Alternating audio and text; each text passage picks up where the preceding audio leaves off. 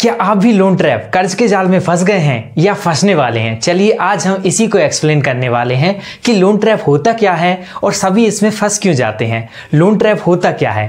कर्ज का जाल एक ऐसी स्थिति है जहां आप अपने मौजूदा कर्ज को चुकाने के लिए जरूरत से ज्यादा कर्ज लेने के लिए मजबूर हो जाते हैं और समय के साथ साथ ऐसी स्थिति आ जाती है कि यह कर्ज नियंत्रण से बाहर हो जाता है और आप उसका पेमेंट चाहकर भी नहीं कर पाते हैं, जिससे आप कर्ज के जाल में फंस जाते हैं। लोन ट्रैप काम कैसे करता है? जब भी आप किसी साहूकार या अन्य किसी माध्यम से लोन लेते हैं तो इसके मुख्य 2 पॉइंट्स होते हैं। पहला, लोन अमाउंट जो आपने कर्ज के रूप में लिया है। दूसरा, उस पर लगने वाला इंटरेस्ट।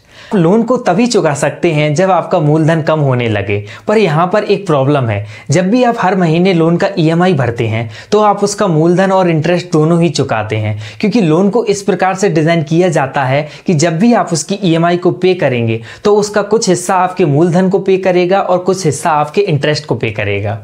के जाल में फंसने के क्या कारण होते हैं? अगर आपकी ईएमआई आपकी आय से 50% से अधिक है तो मार्केट में आज सभी चीजें ईएमआई में आसानी से उपलब्ध हैं और आप खर्च करने से पहले एक बार बिल्कुल भी नहीं सोचते हैं और आसानी से डिस्काउंट और सेल आदि के झांसे में आ जाते हैं और ईएमआई पे चीजें खरीद लेते हैं। देखने में तो ईएमआई का अमाउंट बहुत कम होता है, अगर हम टोटल पैसा जोड़ते हैं तो यह अमाउंट बहुत ही ज्यादा हो जाता है और अंत में आपको आपकी जरूरत की चीजों को खरीदने के लिए पैसा बिल्कुल भी नहीं बचता है। यदि यह आपकी आय का 70% से अधिक है तो यह आपके लिए एक चेतावनी का संकेत है कि आप धीरे धीरे कर्ज के जाल में फंसते जा रहे हैं। स्पेशलिस्ट इस बात पर जोर देते हैं कि आपको अपनी आय का कम से कम 30% अन्य खर्चों और अपने वित्तीय लक्ष्यों को पूरा करने के लिए रखना होगा।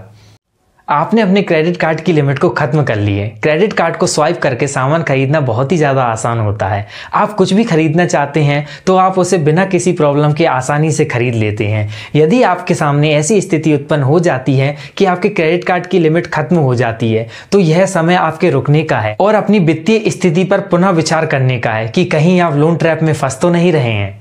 आप बचत के लिए पैसा अलग नहीं रख पा रहे हैं तो इसका कारण कर्ज या महीने के निश्चित खर्च हो सकते हैं, जिसकी वजह से आप सैलरी का कुछ भी हिस्सा अपने लिए बचा नहीं पा रहे हैं। तो यह भी आपके लिए एक संकेत है कि आप लोन ट्रैप में फंसने जा रहे हैं। यदि आपने बैंक या एनबीएफसी कंपनी में लोन के लिए अप्लाई किया है और आपके एप्लीकेशन को रिजेक्ट कर दिया गया है तो यह आपके लिए संकेत है कि आप कर्ज के जाल में फंस गए हैं। लोन देने से पहले बैंक और सभी संस्थाएं आपके सिविल स्कोर और क्रेडिट रिपोर्ट को अच्छे तरीके से देखती हैं। यदि आप घुटनों तक कर्ज में डूब चुके हैं तो यह आपके लिए भी संकेत है कि आपको और ज़्यादा कर्ज कंपनी के द्वारा नहीं दिया जाएगा, क्योंकि कंपनी को पता है कि आप दूसरे लोन को नहीं चुका पाएंगे, इसलिए वह आपके लोन को भी रिजेक्ट कर देंगी। और यदि वह आपको लोन भी प्रोवाइड करती हैं तो वह भी बहुत अधिक रेट ऑफ इंटरेस्ट पर आपको देंगी। कर्ज के जाल से बाहर कैसे निकले? नंबर 1, सबसे पहले आपको यह देखना होगा कि आपका महीने का निश्चित खर्च कितना है। उसके अकॉर्डिंगली आपको प्लान बनाना होगा कि आपको मंथली किस चीज़ पर कितना पैसा खर्च करना है। सबसे पहले अपनी आवश्यकताओं की चीज़ों के लिए बजट बनाएं। उसके बाद लोन रीपेमेंट को अपनी दूसरी प्राथमिकता बनाएं, क्योंकि यह कर्ज में आपको मेंटली हेल्थ को बहुत ज़्यादा डिस्टर्ब करेगा।